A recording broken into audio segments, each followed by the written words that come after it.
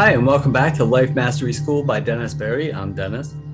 And I want to talk a little bit about playing with or working with our thinking and our monkey minds during meditation, or what to do with our thoughts during meditation. To start with, I want to put a thought into your mind so you can carry it with you throughout this process. Well, a couple thoughts actually. But the first is that meditation is not about getting rid of our thoughts, but about establishing a healthy relationship with our mind and our thoughts. The next, which I mentioned in previous videos, and I'll mention again throughout this series, is that the idea of meditation is not to control your mind, but to not let your mind control you. A common misconception is when we see pictures of Zen masters meditating or anybody else who's meditating on a regular basis, we think that they must have some sort of superpower that they could just shut their minds off and stop thinking. And that's not true at all. They have not stopped thinking. That is impossible.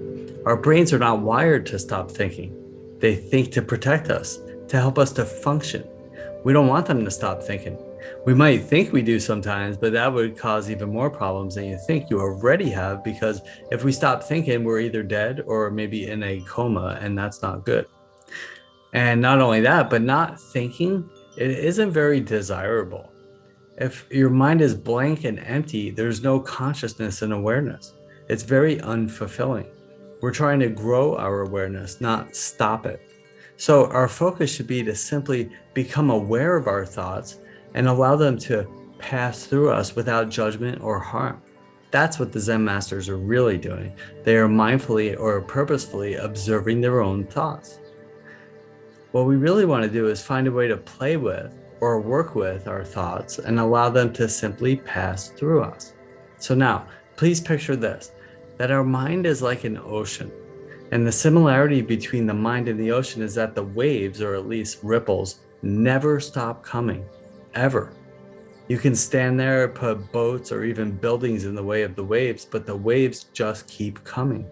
Just like our thoughts, they never stop coming and going. They're never going to.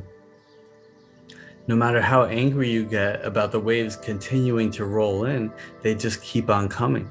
So we can continue to get angry, sad, fearful, anxious, or whatever, or we can accept these thoughts, these waves, allow them to just move in and out, jump in and ride them, or we can just move out of the way. But just sitting there and getting angry at them won't change anything. Do you understand?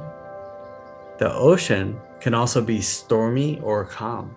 I'm a scuba diver, so I use the ocean every single day in my meditation practice.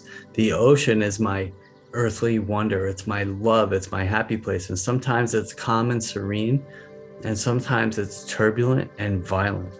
Sometimes it's so clear and calm that I can see my reflection in it. And sometimes there are huge deadly swells and crashing waves. And sometimes it could be calm and clear and perfect for days or even weeks at a time. But eventually a storm is going to roll in and cause some turbulence. But no matter how turbulent and scary it is on the surface, when you dive down below a little, it's still calm and serene. There might be a little current here and there, but the visibility is still good, and there's no danger of crashing waves or dangerous storms. Even in the midst of a hurricane, there is still very little danger down below. Also, if you're up in an airplane and looking down at the turbulent conditions, it still looks calm and serene. It might just look like a few little ripples, but it's safe. It always depends on how we are seeing things. It's the same with our minds. Sometimes they're calm and serene with crystal clear clarity, no disturbances at all, peaceful. And sometimes they're dangerous storms we call our thoughts. They might send us into a tailspin. They might bring on anger or fear or frustration, insecurity, sadness, and anxiety. But if we can drop below the surface a little, we can see some clarity. It isn't so dangerous.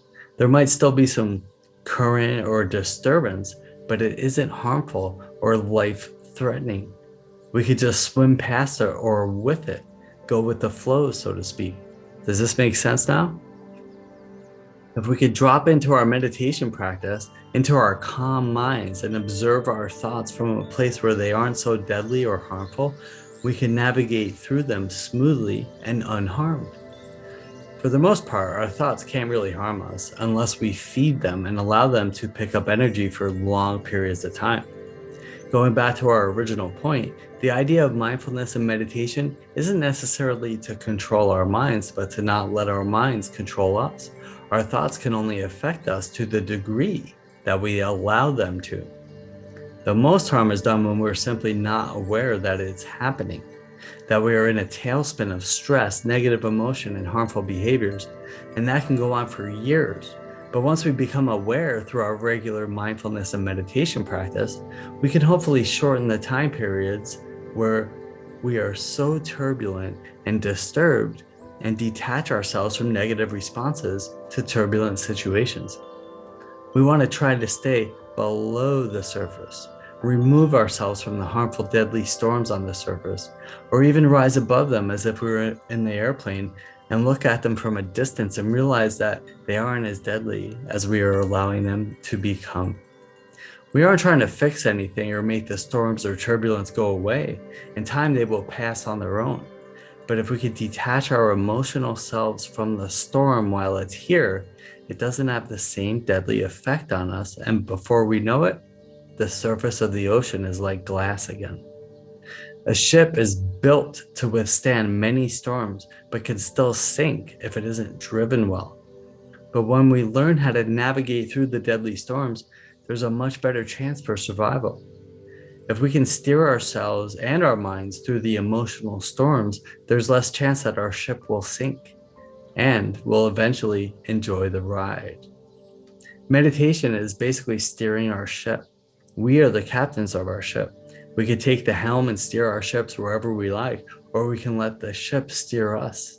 And that rarely goes the way we want it to. So hopefully that makes some sense.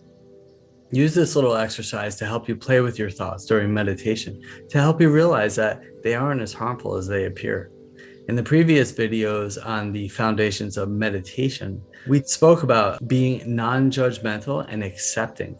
We want to be practicing acceptance that our brains will take us into storms, that we know these things will happen, but we don't have to just sit there and get thrown around by the waves and the storms. We can drop below the surface or rise above them.